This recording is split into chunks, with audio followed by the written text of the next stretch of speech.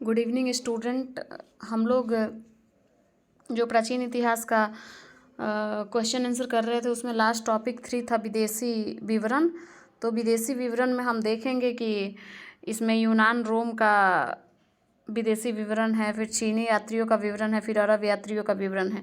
यूनान तथा रोम के जो भी इतिहासकार रहे उनके में सबसे महत्वपूर्ण हेरोडोटस को माना जाता है, जिसको हम लोग इतिहास का पिता कहते हैं। फिर ईरान के राजवंश टीसीएस का, फिर सिकंदर के साथ जो लोग भारत आए थे, नेरियाकस, आनेस्क्रिएटस, एरिस्टोबुलस, ये लोग भी अपनी अपनी पुस्तक लिखे। फिर इंडिका मेगास्थनीज के द्वारा लिखी गई इंडिका भी भारतीय इतिहास का और चंद्रगुप्त मौर्य के शासनकाल का, मौर्य वंश के शासनकाल का वास्तविक विवरण करता है। फिर टॉलेमी की जियोग्राफी, प्लेनी की नेचुरल हिस्ट्री, स्ट्रैबो की जियोग्राफिया, और एक ऐसा पुस्तक जिसके राइटर का नाम नहीं वर्णित है, पेरिप्लस ऑफ द इरिथ्रियन सी। ये सारा विदेशी विवरण है जिसमें भारतीय इतिहास के संपूर्ण प्रमाण हैं। फिर चंद्रगुप्त द्वितीय के काल में आए फहयान का आपका पुस्तक है फाक्यूकी। फिर वेनसांग के काल में हर्षवर्धन के काल में वेनसांग जो चीनी यात्री भारत आए थे उनकी जो जीवनी है सी यू की, जो कि जिसको वेनसांग ने नहीं लिखा, किसी अन्य ने लिखा है। ये मैं आप लोगों को क्लास में बताई हूँ। फिर इत्सिंग की पुस्तक जिसमें भारत तथा मलय द्वीप में जो बौद्ध धर्म प्रचलित था उसका संपूर्ण विवरण दिया गया है। अरब यात्रियों ने भी भारतीय इतिहास का संपूर्ण वर्णन किया है। तो अरब यात्रियों में सुलेमान है, जो कि पाल प्रतिहार शासकों के काल में आए थे भारत में और लिखे थे। राष्ट्रकूट काल में आपके अलमसूदी आए थे, और अलबरूनी जो कि महमूद गजनवी के साथ भारत आए थे, जिसने किताबुल हिंद पुस्तक लिखी है, उसमें भी भारतीय इतिहास का संपूर्ण वर्णन मिलता है।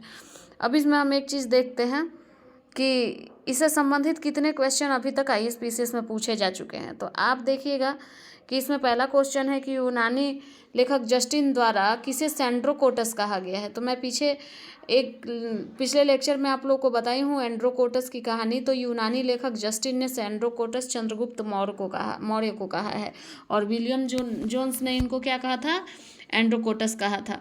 नेक्स्ट क्वेश्चन है कि पेरिप्लस ऑफ द इरिथ्रियन सी कौन लिखा। तो पेरिप्लस ऑफ इरिथ्रियन सी के राइटर की जानकारी नहीं है, इसका आंसर अज्ञात हो जाएगा। इसमें नहीं है इसलिए नॉन ऑफ दीज हो जाएगा।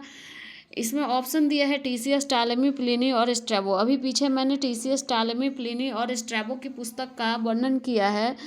टीसीएस ईरान के राजवंश थे, टॉलेमी ने जियोग्राफी लिखा, प्लिनी ने नेचुरल हिस्ट्री और स्ट्रैबो ने जियोग्राफिया नामक पुस्तक लिखा था।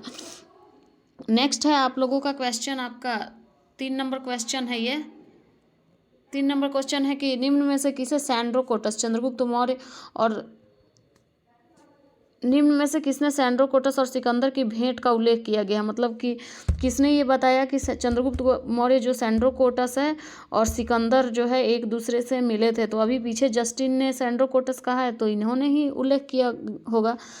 चौथा क्वेश्चन है कि भारत की यात्रा करने वाले चीनी यात्री युआन च्वांग लिखा, जिसको हम लोग वैनसंग कहते हैं। वैनसंग ने तत्कालीन भारत के समय दशा और संस्कृति का वर्णन किया है। इस संदर्भ में कौन सा कथन सही है। तो हम देखते हैं, इसमें पहला कथन है कि शहर और नदी मार्ग लूट मार्ग से पूरी तरह सुरक्षित थे।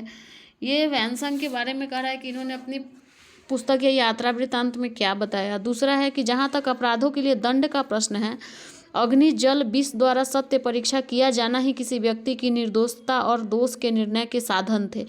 तीसरा है कि व्यापारियों को नौ घाटों तथा नावों पर शुल्क देना पड़ता था।